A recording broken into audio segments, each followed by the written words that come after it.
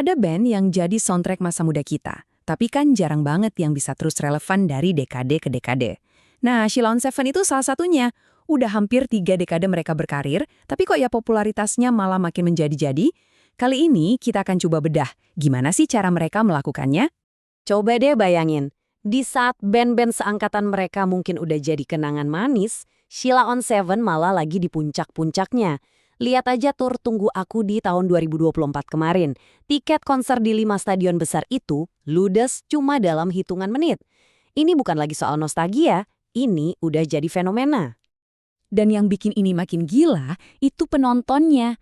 Di dalam satu stadion yang sama, kamu bisa lihat ada bapak-bapak Gen X yang nonton bareng anaknya yang Gen Z, dan dua-duanya sama-sama hafal liriknya dari awal sampai akhir. Musik mereka itu bener-bener nembus batasan generasi. Nah, ini yang jadi pertanyaan besarnya. Di tengah industri musik yang gonta-ganti tren, gimana ceritanya band dari kota yang adem ayem kayak Yogyakarta ini bisa bukan cuma bertahan, tapi terus merajai panggung?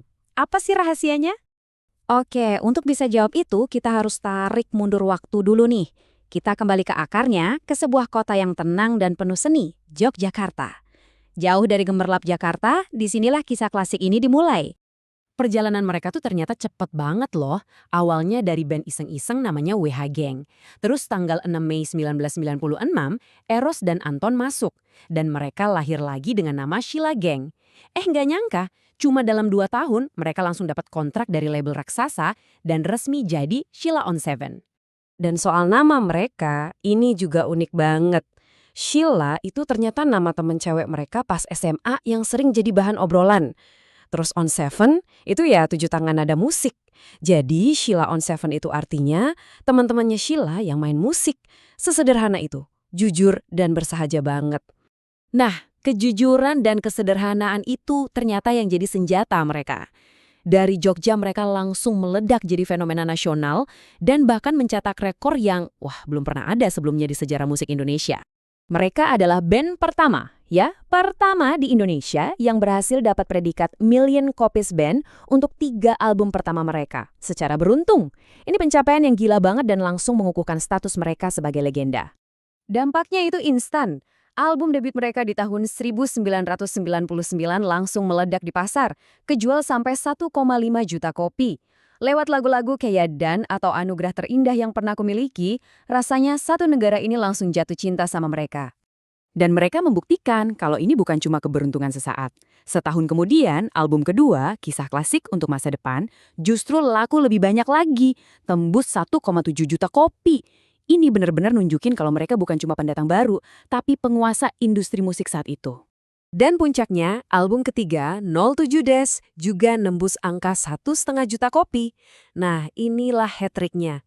3 album berturut-turut kejual jutaan kopi, itu prestasi luar biasa yang menyegel status mereka sebagai raksasa musik tanah air. Dengan popularitas segede itu dan image yang selalu ramah, Sheila on 7 sering banget dijuluki band tanpa haters. Tapi, apa ya perjalanan mereka semulus itu? Coba deh kita lihat sedikit lebih dalam. Apa yang ada di balik senyuman mereka? Ternyata perjalanan mereka nggak bebas dari drama juga. Di balik layar, ada cerita-cerita perpisahan yang cukup kompleks, terutama yang terjadi di posisi drummer mereka. Dengerin deh pengakuan dari drummer pertama mereka, Anton. Dia cerita waktu tahun 2004 itu, dia bukannya mau mundur, tapi malah dikasih surat pengunduran diri yang udah jadi. Dia cuma tinggal tanda tangan aja. Anehnya, polanya kayak keulang lagi hampir 2 dekade kemudian. Brian, drummer kedua, juga cerita kalau dia diberitahu oleh manajemen kalau band mau terus jalan, tapi tanpa dia. Sebuah akhir yang sangat tiba-tiba. Jadi kalau kita bandingin, ya intinya dua-duanya merasa dikeluarkan. Bedanya, Anton dapat surat resmi dan pesangon, sementara Brian cuma diberitahu secara lisan di tengah ketidakpastian pandemi. 2 cerita yang nunjukin sisi rumit dari perjalanan sebuah band besar. Dan kritik itu nggak cuma dari internal loh. Di awal karir mereka sering dicibir karena gaya manggungnya yang dianggap berantakan. Musisi Edi Brokoli bahkan pernah bikin kaos yang nyindir mereka. Dan baru-baru ini pun jurnalis Soleh Solihun juga mengkritik aransemen baru lagu mereka. Jadi ya mitos band tanpa haters itu emang cuma mitos. Anehnya, semua kritik dan kontroversi itu seolah nggak bisa meruntuhkan fondasi mereka. Nah, ini membuat kita balik lagi ke pertanyaan awal. Kenapa setelah semua ini, kisah klasik mereka kok bisa tetap bertahan dan makin dicintai?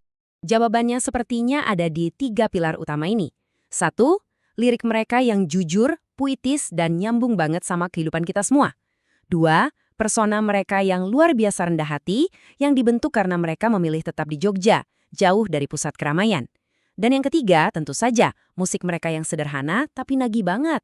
Kombinasi inilah yang jadi magnet universal mereka. Pada akhirnya, perjalanan Sheila on 7 ini ngasih kita refleksi yang lebih dalam. Ini bukan cuma soal musik, ini soal gimana kesederhanaan, kejujuran, dan konsistensi bisa menciptakan sesuatu yang abadi. Dan ini bikin kita jadi bertanya-tanya ya. Apa sih sebenarnya bahan rahasia yang bikin sebuah karya seni bisa melampaui zamannya?